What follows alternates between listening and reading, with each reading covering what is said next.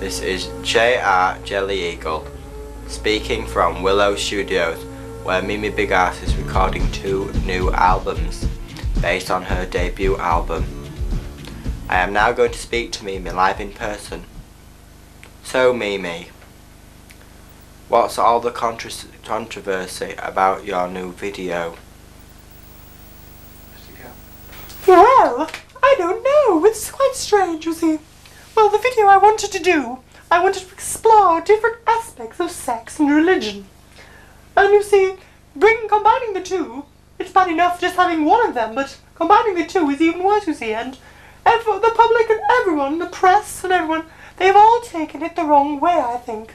It's the forthcoming one for my new single, Let's Get Sordid, you see. And there's quite a lot of controversy over it, but I'm sure the fans and all the people who need to know will understand that it's me, it's about me, it's an aspect of my personality. Just like, what's that other film I did? Yes, In Bed with Mimi, yes. Nobody understood what I meant, apart from I and my fans and my wonderful friends. But you see, you have to understand if you want to know what I'm about. You have to try to understand. It's not an excuse to be controversial. It's not an excuse to try and have a #1 hit. No, nothing like that at all. It's just me, exploring myself and the world around me. And what are you doing in the studios at the moment? At the moment, I'm working on 2 albums. Both are, you might say spin-offs, but I don't think that sounds very nice, of my debut album, which hit #3 last week, I think, or something like that. Divinely Beautiful.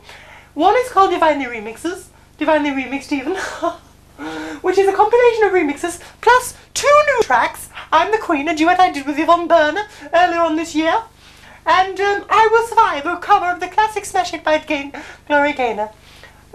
It's got lots of remixes on as well, and it's a very fabulous new album. And then there's, of course, there's Divinely Acoustic, which is acoustic tracks, which includes Finally and lots of others. Like acoustic versions of my hits and Mimi Rules, and I Feel Heartbreak and all that, yes. And I've just recently recorded the acoustic of I Will Survive, so that will be on there as well. So there you are. I'm quite excited about that. Do you ever hope to make it in the US? I would like to, yes. So, next month, they're going to release I Will Survive over there, because that's already been a hit over there, you see, and they thought it might be a nice, easy way for me to break in with a cover version, you see, because I haven't been noticed with my 2 singles so far over there. Mimi Rules scraped number 59 over there, so it didn't do very well. I Feel Heartbreak didn't worse, made number 99, which is quite shocking because it's been a very big hit in most of the other places in the world. So I think after I Will Survive, I think I'll re-release that, you know. But it's just I want to make my way in the US. Nobody's really noticed me over there, you see. My films haven't done very well over there. In Bed with Mimi did quite well. It got in the top 10. But apart from that, no. Attack of the Killer Kevin didn't go down very well over there either, which I'm quite surprised with, because I thought, well, the Friday 13th had done very well over there, and it's the same sort of thing. So I was quite disappointed, but never mind. I'm sure I Will Survive will make it for me. True that you are now a millionairess.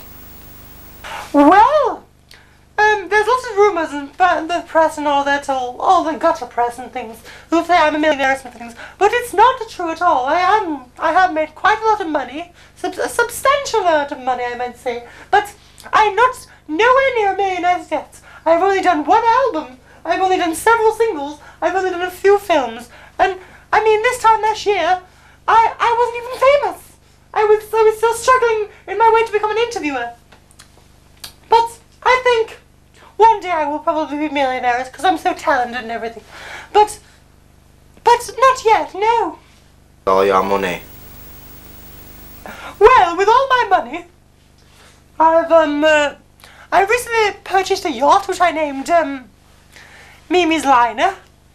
I got a house in Berlin, a house in the UK, in the US, a house in Japan. I don't know why, but I do. And I got a house in Bosnia, yes. Who is Yvonne Berner, and what was it like working with her? It was a very interesting experience, yes. Yvonne and I didn't get on at the start, but of course, how can you when you're 2 brilliant personalities like that? But of course, after a while, yes, we did. We became great friends, almost best friends. The song we've been working on is called I'm the Queen.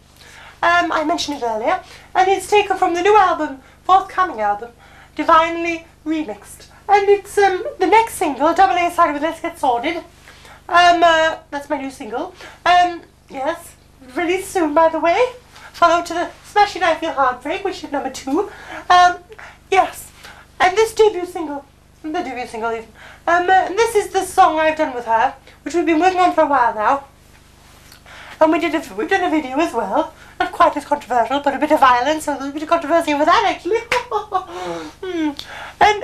And Ivana's for a while been quite a big solo diva around the nightclubs and things, a dance diva, you know. But she hasn't really come across a record contract. But now I understand she just had a solo recording contract and is working on her debut single, which is called Dance to the Boogie. She's working on that at the moment. I think, yes, she is.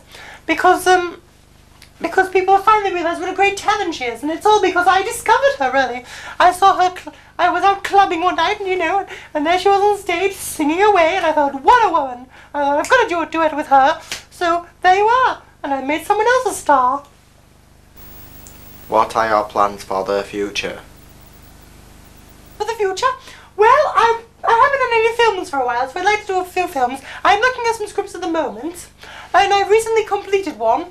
It's called, I can't remember, but it's coming out soon anyway. And that's supposed to be a big hit. Oh, listen a minute. It's called Tears of Two Lovers, yes. And it's a very fine romance with a sad, tragic ending that made me cry and cry and cry and cry again. Yes. They were wanting to do another Attack on the Killer Kitten, but I thought 3 is quite enough, you know. So to date, I've not said I want to do any more of those, no. Not that I didn't enjoy working with the Phillips, of course. They were very nice people and everything. But, yes. In addition to that, because they do my songs, a lot of my songs for the album as well, along with Brendan Simon, that fabulously famous duo. And that's about it, really, you know. I put the films, and there's the 2 albums out soon. And I'm going to be working on another album later on, but not for a while yet, you know. Let this other one get some money in first. And that's about it, really. Yes, there you are.